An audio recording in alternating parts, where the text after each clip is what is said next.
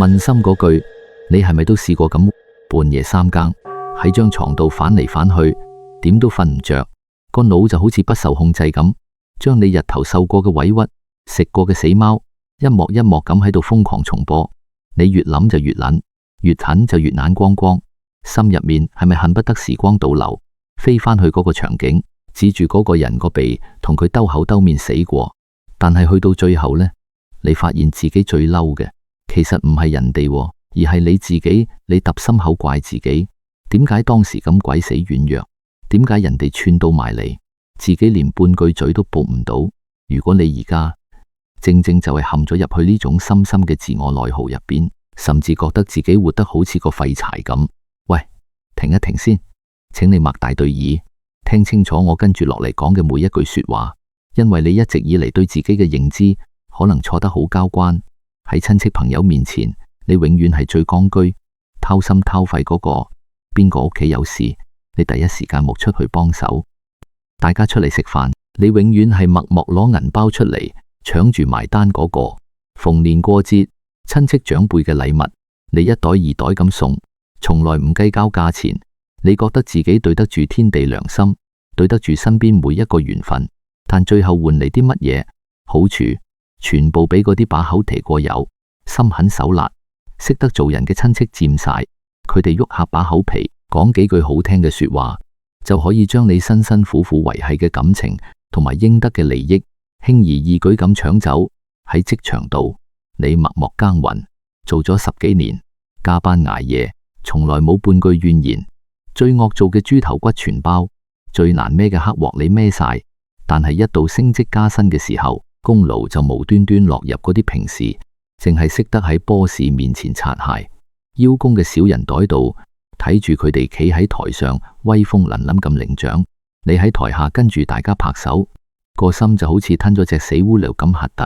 苦過弟弟喺生活入面面對人哋嘅排擠、算計，甚至係明目張膽咁舐住數額，你當時嘅反應永遠係面紅耳赤，個腦一片空白，個心卜卜跳，一句反擊嘅說話都入唔出。要等到件事過咗，返到屋企，你先至如夢初醒。哎呀，頭先我應該咁樣窒返佢轉頭啊嘛，我點解唔敢講啊？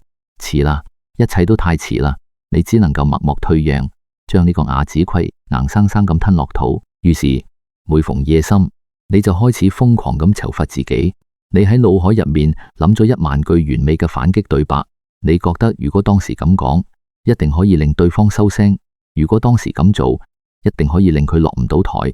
你怪自己無用，怪自己點解關鍵時刻就縮沙，點解永遠都唔敢同人撕破面皮。你覺得自己呢世人注定就係一個俾人擔住嚟通嘅軟柿子，邊個想捏就捏呢？呢種內耗真係慘過日頭受人氣，佢令你失眠、焦慮，甚至開始懷疑自己嘅人生價值、世俗嘅價值觀。身邊嘅人甚至係網上嘅文章，日日都喺度話俾你聽，人善被人欺，馬善被人騎。佢哋教你要長出獠牙，教你要能箍必報，教你要學識點樣反擊。如果唔係，你就會俾個社會淘汰，活該俾人蝦。但係今日我想話俾你聽，請你即刻馬上停止呢種毫無意義嘅自我霸凌。喺浩瀚嘅佛法因果同埋宇宙實相入面，你嗰種唔爭唔搶，寧願自己食虧都唔肯同人撕破面皮嘅本能，根本就唔係乜嘢性格缺陷，更加唔係懦弱無能。嗰個係你靈魂深處生生世世收翻嚟嘅一種極高維度嘅自我保護機制。你一直以為自己把口笨、反應慢係因為膽細，但你有冇諗過另一種可能？其實係你潛意識一早察覺到對方身上嗰股極度污糟、極度低頻嘅磁場，你嘅靈魂為咗保護你，主動幫你切斷咗同佢嘅因果連結。試諗下，行街俾隻癲狗咬咗一啖，你點解唔趴低咬返隻狗轉頭？因為你唔想惹到成口狗毛，唔想沾染一身細菌。同樣道理，你當時個腦一片空白，發唔出火，其實係你高頻嘅靈魂拉住咗低頻嘅肉體，唔俾你去同嗰啲小人糾纏。你主動關上咗一道同低維眾生互相撕扯嘅大門，你唔去反擊，就唔會同佢產生新嘅業力糾纏。好多人聽到老人家講食虧係福，個心都會暗暗地鬧，福乜嘢福啊？我寧願唔要呢啲福，你俾翻啲錢我，俾翻個位我好過啦。你覺得呢啲說話淨係用嚟安慰弱者嘅阿 Q 精神，係冇辦法之中嘅自我麻醉，係一種無能為力嘅遮羞布。但係喺佛法嘅高維視覺入面，呢句說話根本就唔係安慰，而係一道極之嚴密嘅物理學公式，係成個宇宙運行嘅根本法則。喺呢個宇宙入面，福報同埋業障嘅總量係守恆嘅。乜嘢叫做守恆？即係話佢唔會無端端多咗，亦都唔會無端端少咗，佢只會喺人同人之間互相轉移，就好似能量咁，佢只係轉化咗形態，但係總量永遠唔變。試想像下，當有一個人用啲拿渣手段，用欺廉或者霸道嘅方式佔咗你嘅便宜，可能係呃咗你不血汗錢，可能係喺 boss 面前搶咗你辛辛苦苦做翻嚟嘅功勞，又或者係喺親戚之間分身家嗰陣，用盡心機霸走咗你應得嗰份。喺我哋肉眼睇到嘅三維物理世界入面，你確實係冇咗啲錢，冇咗個功勞，冇咗個利益，呢個係實實在在肉眼可見嘅損失。難怪你會咁肉痛，難怪你會喺半夜三更心有不甘。但係如果你將個視覺拉高，去到睇唔見嘅法界維度，喺嗰本白色田嘅大賬簿入面，啱啱發生咗一場驚心動魄嘅業力大轉移。個小人每佔你一分便宜，法界個系統就會強制啟動佢命入面最珍貴嘅福報金庫，可能係佢晚年嘅健康，可能係佢仔女嘅前程，又可能係佢原本可以避過嘅一劫，就會有一大筆功德被宇宙強行劃撥到你個名下，就好似銀行過數咁，一浸掣，叮一聲，一鍵操作，不可撤銷。佢以為自己賺咗幾千蚊，其實佢喺法界嘅戶口度已經唔見咗幾十年嘅福德，仲未完㗎。呢場因果交易仲有更加得人驚嘅條款，你命中本來要承受嘅劫數，例如係一場大病、一次意外，甚至係壽命嘅折損，都會作為呢場交易嘅代價，順住因果嘅通道，靜靜雞咁轉移去嗰個佔你便宜嘅人身上。佢搶你錢嘅同時，亦都接手咗你嘅病；佢霸你個位嘅同時，亦都孭起咗你嘅災禍。佢喺度蝦你、欺負你，其實係喺度幫你擋子彈啊！呢個就係宇宙最精密嘅能量結算系統，亦都係因果法則最公平嘅體現。你以為自己輸咗，唔係，你贏到開行；佢以為自己贏咗，唔係，佢輸到傾家蕩產。而家你明唔明點解你每次遇到呢啲事，本能反應就係退讓？點解你個腦會突然一片空白，一句反擊嘅說話都講唔出？唔係你廢，而係你個靈魂清清楚楚咁睇到呢場交易。你個高頻嘅靈魂聞到對方身上嗰陣極度污糟、極度低頻嘅磁場，佢喺度逼住你，同你講唔好出聲，由佢搶，佢搶得越多，幫我哋孭嘅劫就越大，唔好去掂佢，費事惹到一身蟻。你嘅退讓其實係俾個因果系統順利運作嘅最高級配合。你主動放棄咗三維世界嘅些少利益，換嚟嘅係法界維度入面消災解難嘅無上大福報。講到呢度，可能你會話講就天下無敵，真係遇到嗰陣，邊個忍得住啊？眼白白睇住人哋踩上心口，我都唔出聲，咁我咪好委屈。係用凡夫嘅肉眼去睇，普通人真係好難忍。但係如果我話俾你聽，歷史上真正睇透呢套宇宙結算系統嘅頂尖人物，佢哋唔單止忍得住，仲可以借住一場潑天大虧，幫成個家族換嚟幾百年嘅富貴同平安。你信唔信？既然食虧可以轉移災禍，咁呢啲覺醒咗嘅靈魂究竟係點樣操作嘅呢？試諗下，如果有人為咗打擊你，將你屋企嘅祖墳都挖爛埋，喺古代挖人祖墳係奇稀大辱，係不共戴天之仇。換作係你，係咪攞把刀都要同佢死過？但係歷史上有位手握重兵嘅大將軍，面對祖墳被挖，佢竟然連一滴眼淚都冇流過俾仇人睇，反而當住皇帝面講咗一番震驚天下嘅說話，硬生生將呢個天大嘅死局化解。呢個故事嘅主角係唐代名將郭子儀。郭子儀係咩人啊？佢係平定安史之亂嘅大功臣，手握重兵，功高蓋主，可以話係一人之下，萬人之上嘅大人物。但係喺朝廷入面，有一個權傾朝野嘅太監，叫做余朝恩。呢個人心狠手辣，一直當郭子儀係死對頭。為咗懲除郭子儀，余朝恩諗咗條極度毒辣嘅計。佢趁郭子儀帶兵在外，竟然派人去掘國家嘅祖墳。喺舊陣時嘅傳統社會，掘人祖墳係乜嘢行為？係奇嗨大辱，係不共戴天嘅血海深仇。對一個手握重兵嘅大將軍嚟講，呢種侮辱直頭係騎上心口。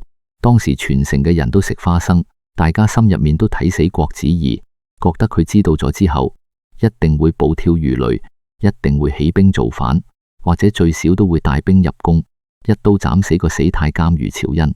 其實余朝恩就係等緊呢一刻，佢一早布下天羅地網，只要郭子儀一發脾氣，只要佢一喐手，余朝恩就可以順理成章告郭子儀謀反，將成個國家滿門抄斬。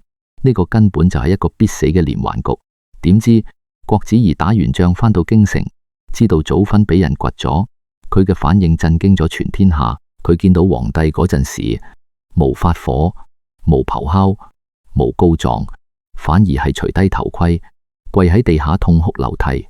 佢同皇帝講咗一番說話，佢話：臣帶兵打仗咁多年，經歷過無數次戰亂，手下啲士兵軍紀唔嚴，為咗生存或者發洩，肯定都掘過唔少人哋嘅墳墓，破壞過無數家庭嘅安寧。今日臣嘅祖墳俾人掘，呢個唔係人為嘅陷害，呢個係上天嘅報應，係神自己累積落嚟嘅因果業障，係神罪有應得，絕對唔關其他人事。神甘願承受呢個果報。大家聽清楚未？呢個就係高維度靈魂嘅選擇。郭子儀明明係受害者，明明受咗天大嘅委屈，但佢硬生生吞咗呢隻死貓。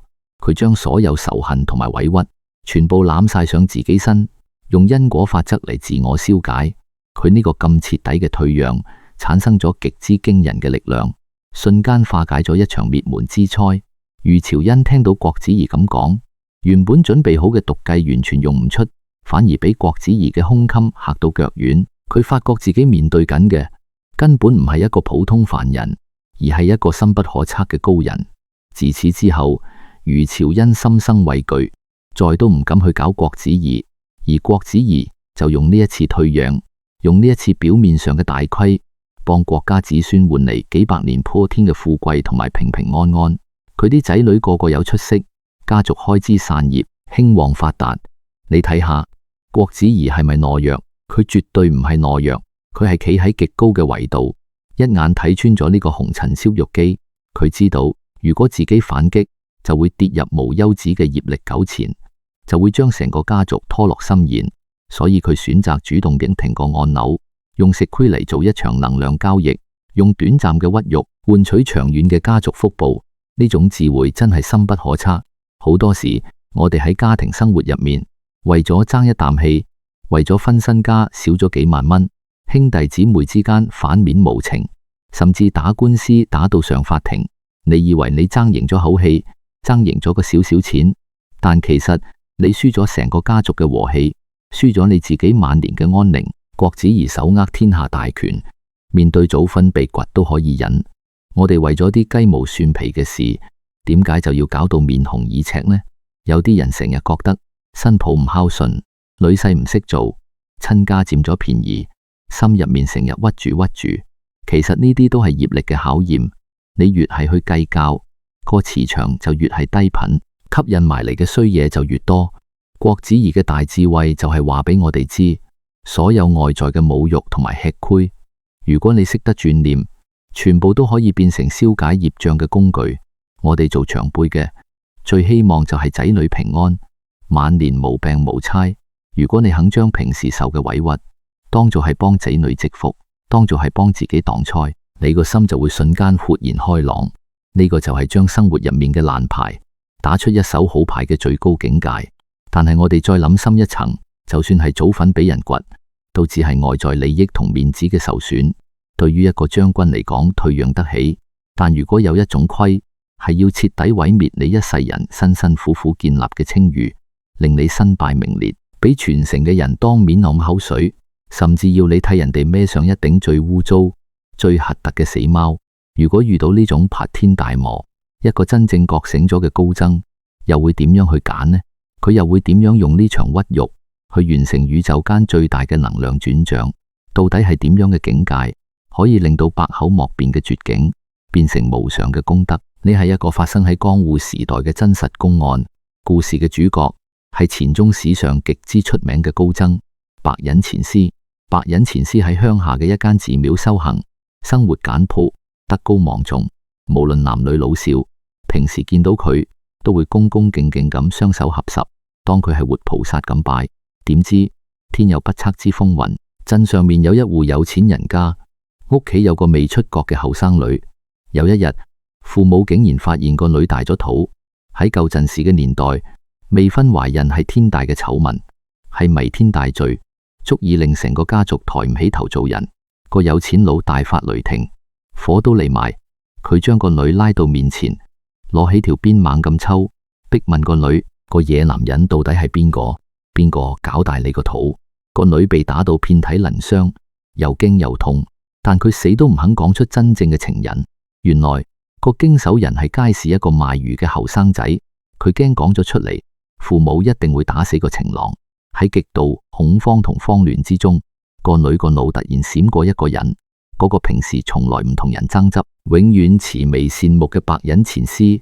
為咗保護自己個情人，佢竟然埋沒良心，隨口屈落前師度，話個 BB 係白隱前師嘅。呢句話就好似一個重磅炸彈喺有錢佬屋企爆開，有錢佬嬲到成身震晒。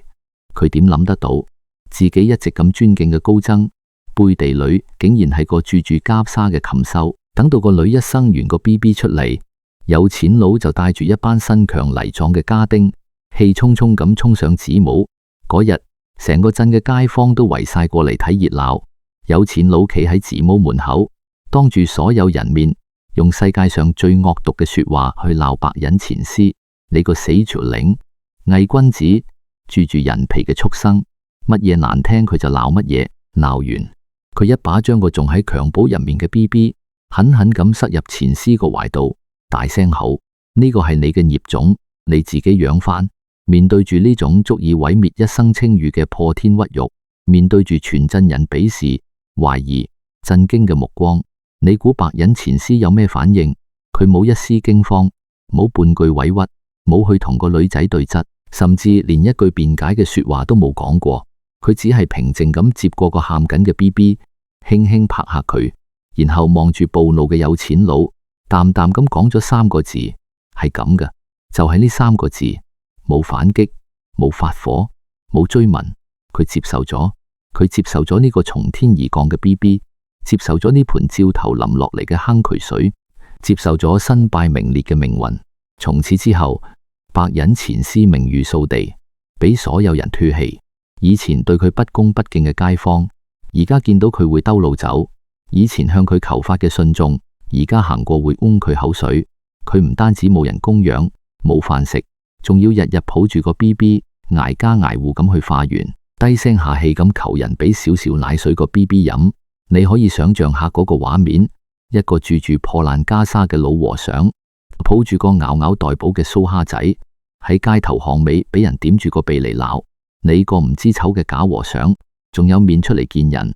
啲人唔單止唔俾奶水，有啲百厭嘅細路仲會執石頭掟佢。啲大人見到都唔會阻止，反而企喺額邊食花生睇笑話。呢種非人嘅生活，足足過咗一整年，百口莫辯，日日活受罪，受盡千夫所指。換作係普通人，早就逼屈到跳樓，或者鬱鬱而終，最少都會患上嚴重嘅抑鬱症。但係前師唔單止冇癲冇崩塌，反而每日依然平靜咁餵奶打坐。佢到底係點樣捱過呢一年嘅地級生活？佢又係點樣透過呢場睇落最慘烈嘅騙局，完成咗宇宙之間最大嘅一筆能量轉賬？答案就係佢根本冇將呢件事當係一場局，佢只係喺度靜靜咁睇住因果業力喺度運作。呢一年入面，嗰個屈前師嘅後生女日日睇住前師抱住自己嘅親生骨肉，代自己受罰，代自己捱鬧，仲要低聲下氣去討奶水。佢個良心真係好似俾火燒咁煎熬。佢無數次想講出真相，但話到嘴邊又吞返落肚，因為佢驚一講出嚟，自己同情郎就會死無葬身之地。但係良心呢樣嘢，你越壓抑佢就越重。終於去到有一日，個女仔真係頂唔順啦，佢徹底崩塌啦。佢跪喺阿爸阿媽面前，喊到收唔到聲，將個真相和盤托出。個 BB 根本唔係白忍前師嘅，係街市嗰個賣魚仔嘅。我冤枉咗前師啊！有錢佬聽完，成個人好似俾雷劈中咁，晴天霹靂。佢諗翻起呢一年嚟，自己點樣用世界上最毒嘅說話去鬧一個得道高僧，點樣帶頭去毀滅一個聖人嘅清譽。佢直頭想兜巴掌攻死自己。佢即刻帶住成家人，仲有成班曾經掟過石頭、挖過口水嘅街坊，浩浩蕩蕩咁衝上寺廟。所有人全部跪晒喺白忍前師面前。有錢佬個頭咦咦聲咁扣落地下，痛哭流涕咁懺悔：前師，我哋錯啦，我哋冤枉咗你足足1年啦，求你原諒我哋，求你俾翻個 BB 我哋啦。當時所有人喺度等住睇前師點樣發火，等前師鬧翻佢哋轉頭，最少都會呻翻幾句呢一年嘅委屈啩。但係白忍前師依然係嗰個平靜到極點嘅樣，佢臉上面冇一絲波瀾，冇怪責，冇委屈，佢只係淡淡咁笑咗笑，將嗰個養到白白胖胖嘅 BB 輕輕交翻俾個女仔，然後講咗一句同1年之前一模一樣嘅說話。佢話係咁噶。講完，佢轉身翻入廟，繼續佢嘅修行，就好似呢1年發生嘅所有事從來都冇存在過咁。各位，你睇得明呢場驚天動地嘅因果交易未？喺白忍前師孭住潑天屈辱嗰1年入面，全鎮人對佢嘅辱罵、唾棄、欺凌，形成咗一股極其龐大嘅負面能量。呢股能量如果換作係一個普通人，一早俾佢壓死咗，一早陷入咗無盡嘅仇恨同埋痛苦之中。但係因為白忍前師嘅如如不動，因為佢唔去爭，唔去變，呢股龐大嘅業力唔單止傷害唔到佢，反而全部轉化成無上嘅功德。嗰啲鬧過佢嘅人，欺負過佢嘅人，全部都喺度幫佢消緊業，全部都喺度將自己命入面嘅福報源源不絕咁過數落前師個因果戶口度。而個女仔同有錢佬差啲就因為做下暴增嘅大業而跌入地窖。如果唔係最後關頭良心發現去補救，佢哋呢一世嘅福報早就俾呢場誣陷扣到乾乾淨淨。返到現實生活，好多人會話我都忍咗啦，但我忍得好辛苦，屈到就嚟抑鬱啦。點解我冇福報嘅？點解？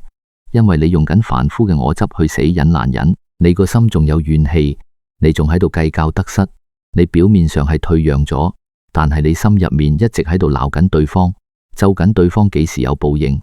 呢種唔係修行，呢種叫做壓抑，叫做內耗，係會將自己屈出病嘅。佛法喺《金剛經》入面教我哋嘅叫做忍辱波羅蜜。波羅蜜即係到達彼岸，即係解脫。真正嘅忍辱唔係強行將啲火氣壓落個肚度扮大方，而係你企喺一個高維度嘅上帝視角，清清楚楚咁睇住呢一切係點樣運作。你清清楚楚咁睇住對方每佔你1分便宜，佢命中嘅健康、平安、長壽就少1分。你清清楚楚咁睇住佢每欺負你1次，佢子孫後代嘅福溪就俾人斬斷1截。當你企喺呢個視角睇住對方瘋狂咁將啲福報轉賬俾你，你仲會嬲咩？你仲會覺得 bad 屈咩？你只會喺心入面講句收到晒，多謝你。所以唔好再去問點解個天唔俾你生得伶牙俐齒，點解個天唔俾你變得心機深重。因為如果你都變成嗰種迷裝必報，下下同人算到盡嘅人，你就會徹底捲入呢個紅塵嘅燒肉機入面，生生世世喺個泥沼度滾嚟滾去，永遠出唔返嚟。你嘅唔爭唔搶，其實係你喺因果嘅賬本上面主動地停咗個停止糾纏嘅掣。你唔再同呢個低頻嘅世界產生新嘅業力。你唔爭，係因為你從紅塵嘅泥沼入面拔出咗1隻腳，你變唔成嗰種八面玲瓏、齊康必報嘅小人，呢個絕對唔係個天唔眷顧你，而係個天喺你生命嘅最深處，為你襟做緊一份你而家根本想象唔到嘅大禮。好多人以為食咗虧，個天就會補上一筆橫財，或者令個仇人即刻行出街俾車撞，馬上現眼報。其實高維度嘅福報從來都唔係用呢啲低級嘅方式去離現嘅。你忍落去嘅每一次委屈，你硬生生吞落肚嘅每一隻死貓，宇宙一分一毫都冇算錯，佢哋冇消失，亦都冇白費。呢啲睇落去好似失去咗嘅利益，正喺你生命嘅深處靜靜咁發酵，慢慢咁染藍，熏染緊一股驚天動地嘅晚年大福報。呢股福報會變成乜嘢？佢會變成你晚年無病無猜嘅身體，令你行得走得食得瞓得，唔使去到七老八十嗰陣要瞓喺病床上面插滿喉管受罪。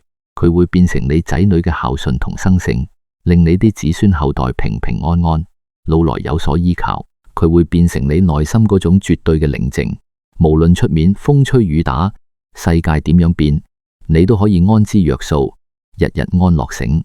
佢仲會變成你百年歸老嗰一日，嗰份冇恐懼、冇牽掛、笑住離開嘅坦然。同呢啲生生世世嘅大福報相比，嗰啲小人呃咗你個幾萬蚊，搶咗你嗰個職位，佔咗你個少少便宜，算得係啲乜嘢？佢哋攞走嘅只係眼前嘅蠅頭小利，但佢哋付出嘅係佢哋同埋子孫後代累世嘅福德。佢哋係用自己條命入面嘅健康、平安、長壽同運氣嚟換你個少少碎銀。你諗深一層，你到底有乜嘢好委屈？喺呢場因果交易入面，你明明就係最大嘅贏家。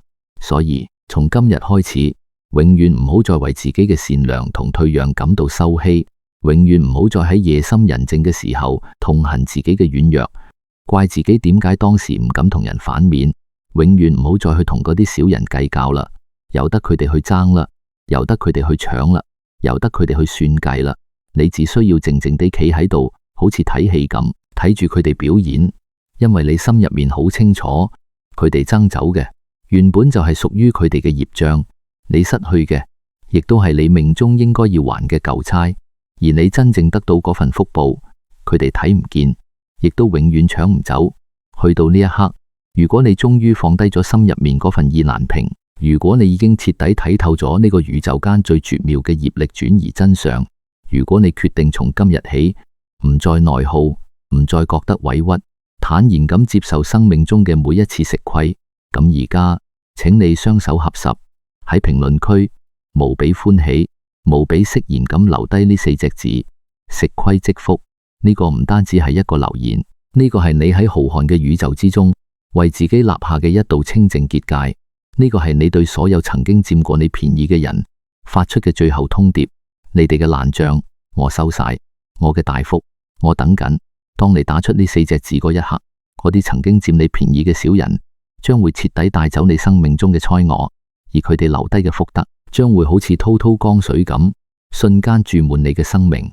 如果你覺得呢條片幫到你解開心結，記得俾個讚，同埋分享俾身邊嗰啲因為太善良而受盡委屈嘅朋友睇。喺呢個喧囂混雜嘅世界裏面，修得如如不動，自然厚德載物。祝大家六時吉祥，大吉大利。我哋下期再見。